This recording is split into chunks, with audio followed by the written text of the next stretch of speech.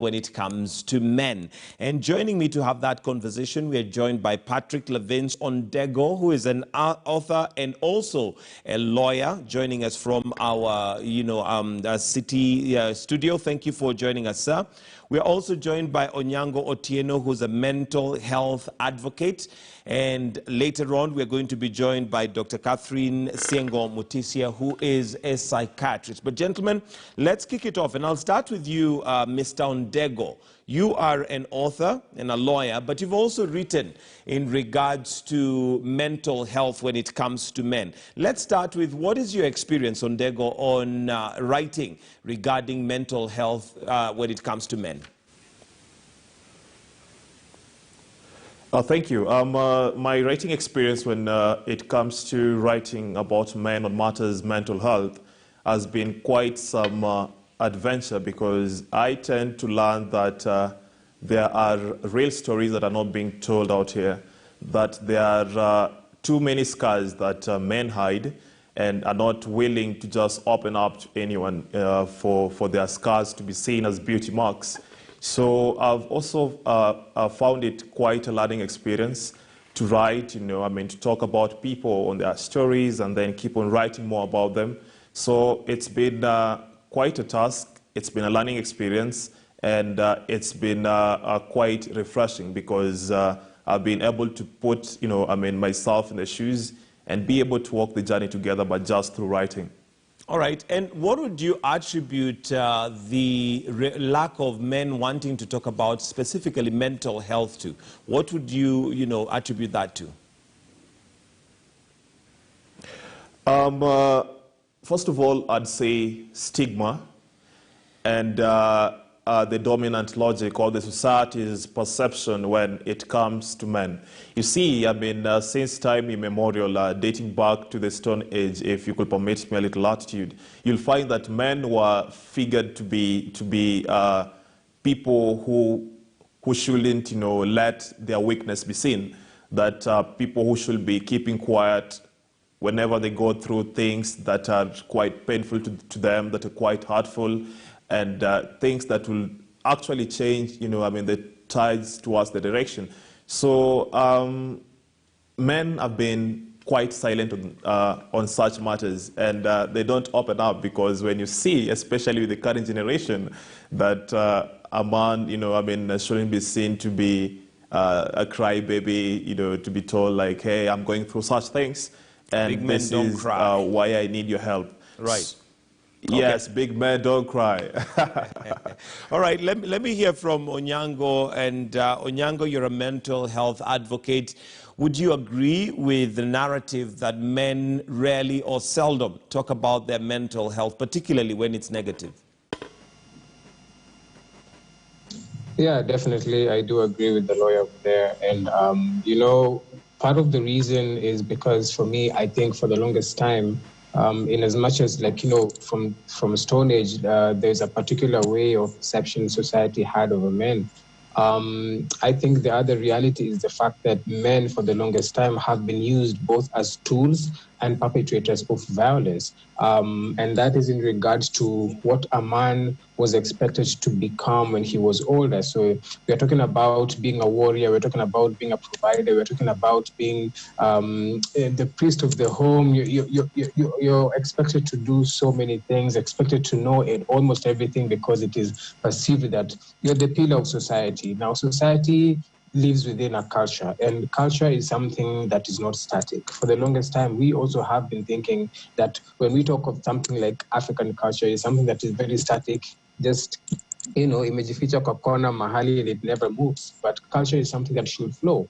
And what we are struggling today is so many men are still stuck up on the traditional ideas of masculinity, where you were regarded to be a very tough thing because of the situation we were going through, let's say, during colonialism or slavery times. But things are continually changing in this world. And, it's time where, even the way we are educated about life, that we understand we have to go with flow. And our bodies, our life, nature itself needs us to flow. And so for us men, we have to go with what the earth says, with what our body says, and also with what our minds say. And maybe, Patrick, from your experience, what role does culture have to play, particularly given that anything to do with mental health was viewed as, one, a weakness, and two, as an issue of madness, which was viewed, of course, very negatively because either you've been bewitched or you're unlucky or there's something wrong, a curse has been pronounced upon you. So generally, what role do you feel culture plays in the man being silent when it comes to matters mental health? Thank you. Culture for me is one of the obstacles towards achieving, the safe spaces when it comes to mental health matters on men, because there's the issue of demystifying, mental health, and culture plays a huge role in trying to propagate this idea that mental health is as a result perhaps of curse or evil spirits or everything. So you see this theory that has been created by culture, it sort of inhibits or prohibits men actually actualizing their own safe spaces. So culture is widespread. So unless we deal with the root cause of the matter, which is culture, then I think trying to appreciate or achieve the safe spaces for men when it comes to matters mental health will be quite some task. So culture is quite a barrier. So Okay. we should first of all create this literacy on the issues of culture so that we can be able to address this matter. All right. And Otieno, your thoughts on the role of culture when it comes to mental health, specifically for men. And this, again, has a lot to do with socialization, with, men being brought up and taught to be tough, not to be crybabies, not to even display any weakness, whereas a mental condition may be viewed as a weakness. What role do you feel culture has to play in this? I mean, from a young age, when you're a young boy, you're told those things. You're not supposed to cry. This is the way a man is supposed to be. Don't even mingle with the girls. And yet, you're a full human being who has emotions to process. But when the culture around you, the culture around you is what informs your socialization. So if the culture around you does not allow you to exist in the fullness of your existence, then these problems start showing up later in your life. So what we are witnessing with men today is almost a direct result of what those cultures were. But again, we have to understand that these cultures also came from somewhere, and they were created by people. We didn't find them on earth just, living among trees. And those are the things we have to interrogate as human beings. And I'm thinking it is a time we have to redefine masculinity, not judge by who we have been, but redesign a future so that we can even imagine how it's like to live as healthy men. All right, and let's talk solutions as we continue. And maybe I'll start with you, Patrick. How do we make sure that this conversation is had effectively so that we do not continue to suffer mental health without necessarily having an avenue where we can channel and talk about it? First of all, we need to create awareness or literacy on matters mental health. You see, many people, even in this age of technology and social media, you find that people still have this perception that mental health, when that concerns, men, is something that is, perhaps non-existent, or it's just, some theory created out of nowhere. So if we create literacy, awareness on literacy, and just push the agenda on matters mental health on men, then I think that's one way of finding ourselves on the other side of the ocean. Yeah, so it's one of the main things that we should do. The other thing that we should do is to strengthen the information systems when it comes to mental, neurological, and substance abuse.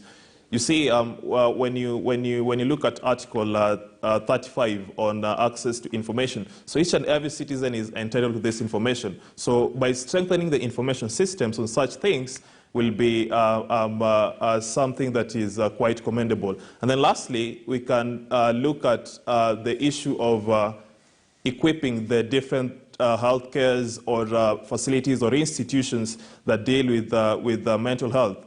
And again, Article 43, Subarticle 1, Paragraph A, talks about every citizen having the right to the highest attainable healthcare, which includes access to healthcare services. So the three things should work in tandem, and we should be able to implement even all these policies. You see, like the Kenya Mental Health Policy of 2015 to 2030, by implementing all these policies and strengthening our existing institutions, then that's one way of ensuring that matters mental health on the side of men are equally taken care of. All right. And we're now joined by Dr. Catherine Siengo Mutisia, who's a psychiatrist. Thank you for joining us. And maybe just to bring you up to speed, we are looking at mental health, specifically targeting men. And maybe from your experience, Dr. Mutisia, to get your weighing in and your view, do you agree that mental health for men is rarely and seldom discussed? And maybe from your experience, let us know why this is the reason. Yes, I agree with the topic of discussion, because we know that if we look at the statistics, 3 times more men are likely to commit suicide as compared to women. And when we look at access to even talk therapies and psychological therapies, very few men will go ahead and access psychological services. And we also, when you look at use of alcohol and other substances, that men are 3 times than women likely to get dependent on alcohol or on a substance. And we know that when you're intoxicated with, let's say, alcohol, then when problems come, then the problems seem to be more than they are when you're intoxicated. So it's a real problem. And by the time a man walks into a consultation room, they've really searched, and we are seeing many of them looking online, and they come and say, I went online and I came by your clinic, and that's why I'm here. So many men do not like talking about mental health, and we know the expectations of the society for the man to be the provider, and we now COVID has even affected the economic situation. So we are finding more men getting depressed, and to add on that, few of them are willing to talk about their problems and even to seek treatment. All right, and what do you see as a possible solution for us to overcome that challenge, especially given that, well, I don't know whether it's cultural, whether it is hormonal, I don't know whether it is just mental. Men generally do not like to discuss their issues. What, first of all, do you see as a possible roadmap to how we get solutions to that? I would say we need to have just like my colleagues have said, we need to have mental health literacy right from primary school for children to be able to know how to, first of all, identify their emotions, how to talk about it, and how to seek help right from primary school or pre-primary school, high school. We also know that part of skills, life skills, how you solve problems, how you make decisions, how you get to be aware about your emotions should also be taught all the way from schools and colleges. And we also need to normalize the society. Again, we are seeing, and I will keep talking about this, as more divorces increase in African setup, you find that most of the time the children will go with the mother, and the boy child then if they have no proper access to their father, they grow up with a role model. Again, because the society expects men to be providers, then more men spend most of their time at work and networking. So they'll say, I'll go to golf after work to go and network so that I can improve my business. Or I have to catch up with the boys. So you find that many men are not available for the boy child. So the boy child, when they become an adult, they have no idea how to do life. So I would say let's educate the public in general, Right. and let us provide role models for the boy child. All right. Yes. And Onyango, Tieno, maybe just the same question on solutions, on what you feel needs to be made as the first step to ensure that we talk about mental health and give men that opportunity to feel that it is not a weakness to talk about their mental health. Onyango? Well, I believe primarily we are in this situation because of, the identity of the male gender, which is the roles that society has assigned to men, and not particularly because of their sex, but because of their gender. And for me, gender is something that can be fluid. The roles society wants to give you can be fluid. And because the longest time we have had very preset perceptions of who men should be. For me today, storytellers, and these are storytellers who are fellow men, men who are okay with being vulnerable, men who are okay with expressing their emotions. Those are the people who need to be more courageous to come out so that they can even show examples to even younger boys that there is no one way to be a man. You are as fluid because you're complex as a human being, and that you don't have to fit into the preset perceptions of who men are supposed to be. So for me, on top of what everybody has said, storytelling from men who, are willing to come out and talk about their pain, talk about their situations, even challenge policies that are not working for the health of communities, is one of the most powerful ways or tools we can use to march forward. All right, and maybe coming to Patrick and your thoughts on maybe what advice would you give to men? There could be men who are watching this program right now and possibly may want an outlet, a valve where they can talk about their mental issues. What advice would you give to them?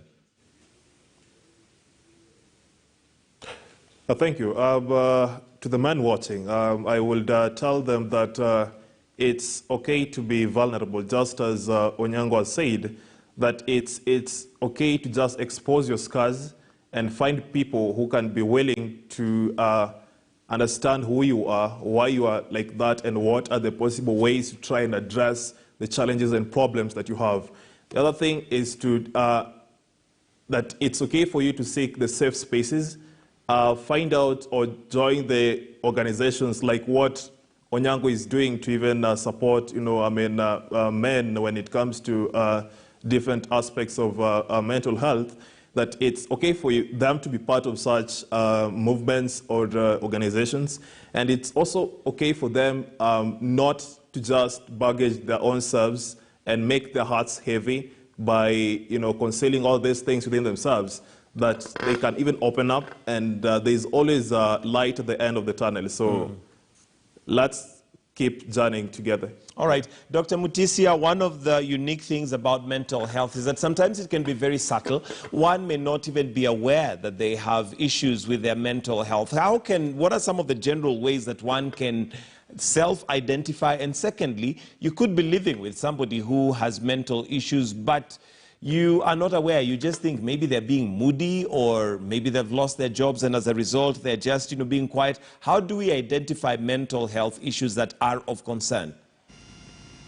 Yes, very common when somebody's mental health is getting affected, they might feel sad, they might become more irritable than usual, they might stop doing activities or pleasure which they enjoyed previously, and they might start being withdrawn.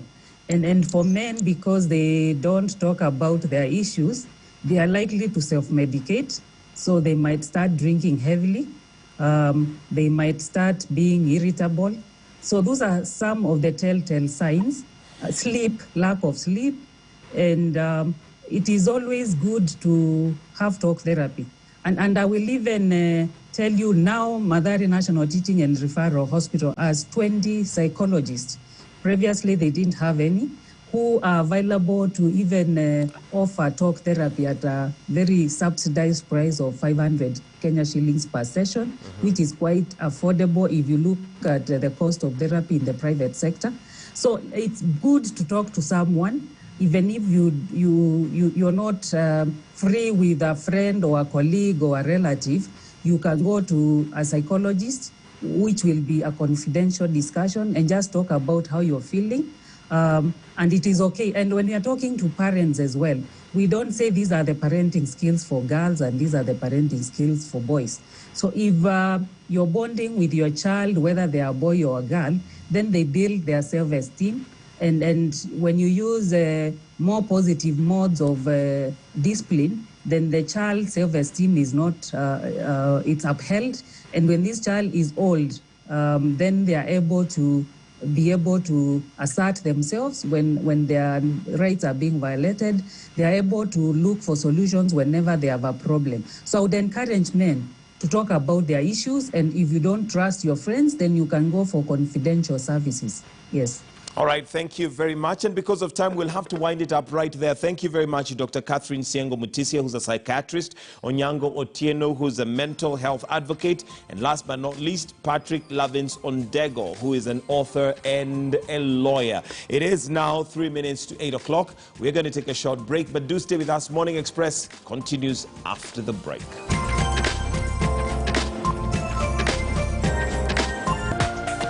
This is